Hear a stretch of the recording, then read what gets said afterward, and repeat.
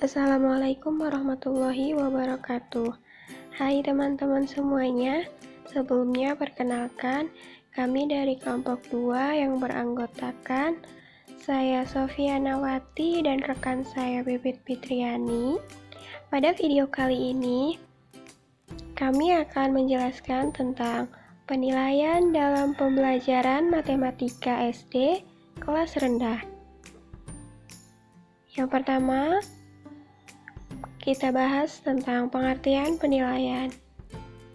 Penilaian ada dua istilah terkait dengan konsep penilaian atau asesmen, yaitu pengukuran dan evaluasi.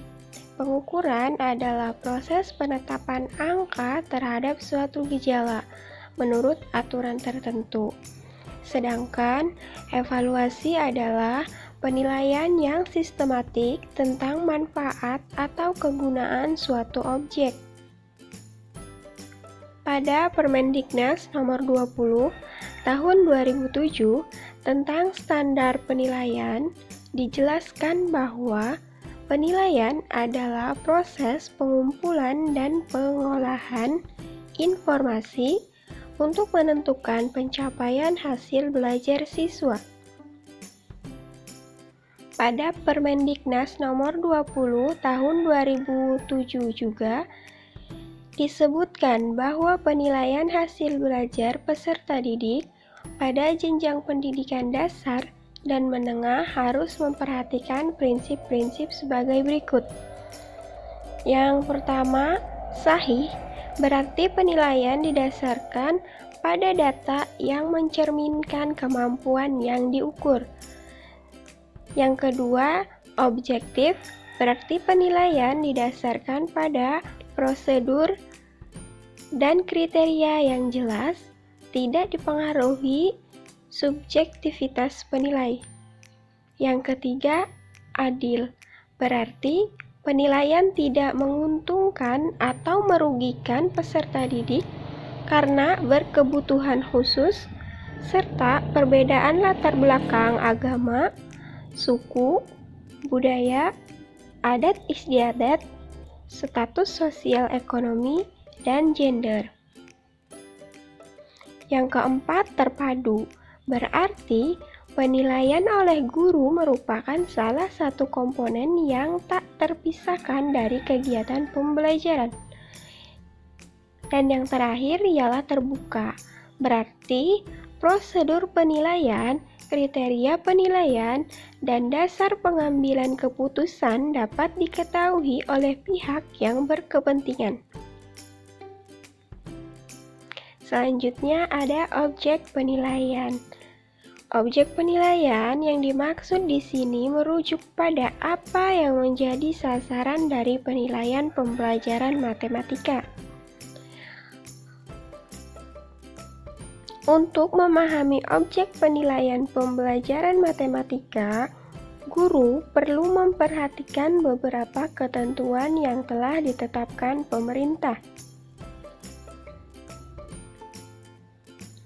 Pada Permendiknas nomor 22 tahun 2006 tentang standar isi disebutkan bahwa mata pelajaran matematika bertujuan agar siswa memiliki kemampuan sebagai berikut. Yang pertama, memahami konsep matematika, menjelaskan keterkaitan antar konsep dan mengaplikasikan konsep atau algoritma secara luas, akurat, efisien, dan tepat dalam pemecahan masalah. Yang kedua, menggunakan penalaran pada pola dan sifat, melakukan manipulasi matematika dalam membuat generalisasi, menyusun bukti, atau menjelaskan gagasan dan pernyataan matematika. Yang ketiga, memecahkan masalah yang meliputi kemampuan memahami masalah, merancang model matematika, menyelesaikan model dan menafsirkan solusi yang diperoleh. Yang keempat, mengomunikasikan gagasan dengan simbol, tabel, diagram, atau media lain untuk memperjelas keadaan atau masalah. Dan yang terakhir, memiliki sikap menghargai kegunaan matematika dalam kehidupan, yaitu memiliki rasa ingin tahu, perhatian, dan minat dalam mempelajari matematika, serta sikap ulet dan percaya diri dalam pemecahan masalah. Selanjutnya, ada tujuan penilaian dalam pembelajaran matematika. Tujuan atau fungsi penilaian ada beberapa hal. Yang pertama, penilaian berfungsi selektif. Yang kedua, penilaian berfungsi diagnostik. Yang ketiga, penilaian berfungsi sebagai penempatan sistem baru yang kini banyak dipopulerkan di negara barat, adalah sistem belajar sendiri. Yang keempat, penilaian berfungsi sebagai pengukur keberhasilan. Penilaian berfungsi selektif mempunyai berbagai tujuan, antara lain, yang pertama, untuk memilih siswa yang dapat diterima di sekolah tertentu. Yang kedua, untuk memilih siswa yang dapat naik ke kelas atau ke tingkat berikutnya. Yang ketiga, untuk memilih siswa yang seharusnya mendapatkan beasiswa. Yang keempat, untuk memilih siswa yang sudah berhak meninggalkan sekolah dan sebagainya. Selanjutnya ada metode yang digunakan untuk penilaian matematika. Macam-macam metode penilaian. Yang pertama ada tes, suatu prosedur yang sistematik untuk mengamati dan mengukur seseorang. Yang kedua pengukuran, yaitu suatu prosedur untuk menunjukkan bilangan bagi atribut atau karakteristik seorang berdasarkan aturan tertentu. Bilangan hasil pengukuran ini biasanya disebut skor. Yang ketiga ada asesmen, yaitu suatu kegiatan pengumpulan informasi yang sistematik tanpa adanya pembuatan keputusan tentang nilai. Dan yang terakhir, penilaian, yaitu suatu proses pembuatan keputusan berdasarkan kesesuaian seseorang, program, proses, atau hasil dengan tujuan tertentu. Lanjut, ada jenis-jenis penilaian pembelajaran matematika. Yang pertama ialah jenis keputusan yang perlu dilakukan guru. Di antaranya yang pertama, keputusan pada awal pembelajaran, yaitu terdiri dari penilaian kesiapan dan penilaian penempatan. Yang kedua, keputusan selama pembelajaran, yakni terdiri dari penilaian formatif dan penilaian diagnosis. Dan yang ketiga, keputusan pada akhir pembelajaran atau penilaian sumatif. Jenis-jenis penilaian pembelajaran matematika yang kedua ialah jenis data dan tujuan penilaian. Yang pertama, penilaian kesiapan siswa dalam belajar matematika di SD. Yang kedua, penilaian tugas. Yang ketiga, penilaian kemampuan matematika dalam belajar matematika di sekolah dasar.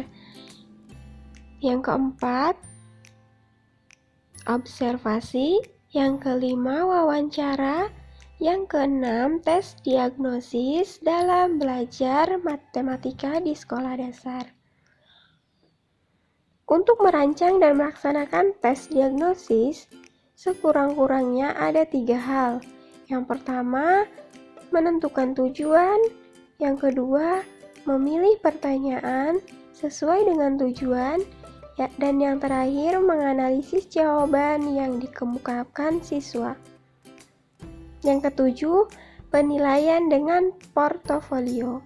Portofolio adalah hasil karya masing-masing siswa yang didokumentasikan secara teratur dan baik. Dan yang terakhir, penilaian dengan jurnal.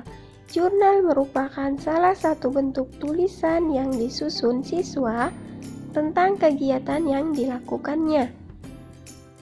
Baik, materi selanjutnya akan disampaikan oleh rekan saya, Pipit Fitriani.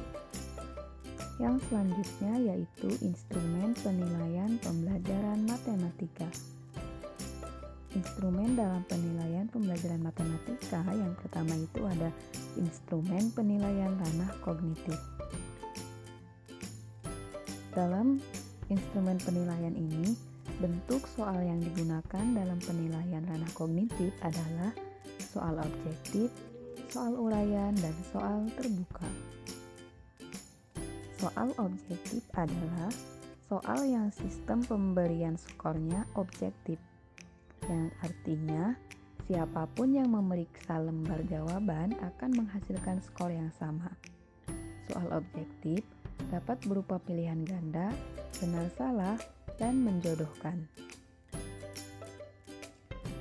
Soal uraian adalah soal yang menuntut siswa untuk menggunakan respon atau menguraikan langkah untuk memperoleh jawaban atas soal. Soal terbuka adalah soal yang mempunyai lebih dari satu cara untuk memperoleh jawaban yang benar dan menuntut siswa untuk menemukan jawaban itu beserta syarat khususnya. Yang kedua, instrumen penilaian ranah psikomotor.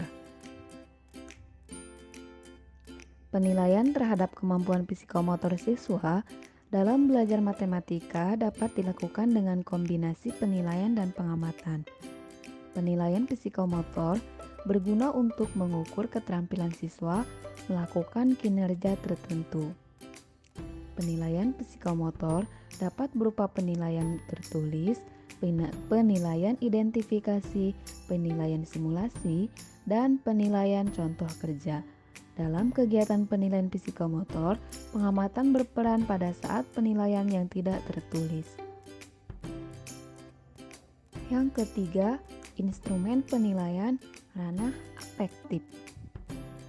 Komponen afektif yang penting untuk diukur yaitu yang pertama, sikap siswa terhadap matematika yang menyangkut perbuatan, perasaan, pikiran siswa yang didasarkan pada pendapat atau keyakinan pribadi. Yang kedua yaitu minat siswa terhadap pelajaran matematika berhubungan dengan keingintahuan, kecenderungan siswa yang tinggi, gairah, atau keinginan terhadap pelajaran matematika.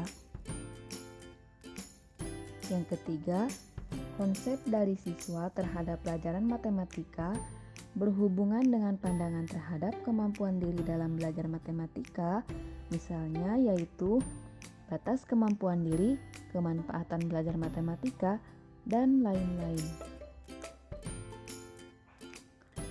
Oke, mengingat kemampuan kognitif dan psikomotor siswa tidak bisa lepas dari kemampuan afektifnya, maka soal-soal yang digunakan untuk menilai ketiga kemampuan tersebut dapat diintegrasikan. Contoh soal kompetensi dasarnya yaitu siswa dapat menghitung luas dan melukis segitiga sama kaki dan sama sisi dengan menggunakan jangka, dengan penggaris secara antusias dan teliti. Maka contoh soalnya yaitu hitung dan lukiskan sebuah segitiga sama kaki dan segitiga sama sisi dengan menggunakan jangka dan penggaris secara baik dan benar. Maka aspek-aspek penilaian dari ranah kognitif, afektif, dan psikomotornya seperti terdapat berikut ini. Oke, berikut ini adalah aspek penilaian kognitif, aspek penilaian psikomotor, dan aspek penilaian afektif kemampuan siswa dalam menghitung luas segitiga sama kaki dan sama sisi. Yang pertama yaitu cara siswa memegang jangka dan penggaris. Yang kedua, penggunaan penggaris dalam fungsinya. Yang ketiga, penggunaan jangka dalam fungsinya. Yang keempat, kebenaran gambar atau lukisan dari siswa. Yang kelima, kecermatan gambar atau lukisan kerapihan gambar. Yang selanjutnya yaitu ketertarikan siswa terhadap materi. Selanjutnya, antusiasme siswa dalam mengerjakan soal, ketelitian siswa dalam mengerjakan soal, terakhir, kecermatan siswa dalam menggunakan sebuah alat. Yang selanjutnya yaitu pedoman pemberian skor. Yang pertama, penetapan skor pada penilaian ranah kognitif.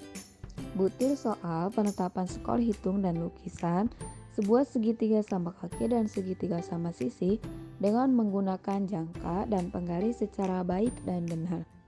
Yang kedua, penetapan skor pada penilaian ranah psikomotor. Nah, untuk setiap aspek yang dinilainya yaitu skor 5 bila dilakukan sangat tepat, skor 4 bila dilakukan tepat, skor 3 bila dilakukan agak tepat, dan seterusnya. Yang ketiga yaitu penetapan skor pada penilaian ranah afektif. Untuk aspek ketelitian siswa dalam mengerjakan soal yang dinilai yaitu skor 5 bila siswa sangat-sangat teliti dalam mengerjakan soal, skor 4 bila siswa teliti dalam mengerjakan soal, skor 3 bila siswa agak teliti dalam mengerjakan soal, dan seterusnya. Oke, dari pembahasan tadi maka dapat ditarik kesimpulan penilaian proses dan hasil belajar matematika siswa dapat dilakukan dengan teknik tes dan non-tes. Teknik tes dapat berupa tes tertulis, tes lisan, dan tes praktik atau tes kinerja yang digunakan untuk mengukur proses dan hasil belajar aspek kognitif. Sedangkan teknik non-tes dapat berupa observasi, penugasan perseorangan atau kelompok, angket, dan bentuk lain yang sesuai dengan karakteristik kompetensi dan tingkat perkembangan peserta didik. Oke, sekian dulu pembahasannya ya. Semoga berkah dan bermanfaat. Terima kasih dan sampai jumpa di video-video selanjutnya.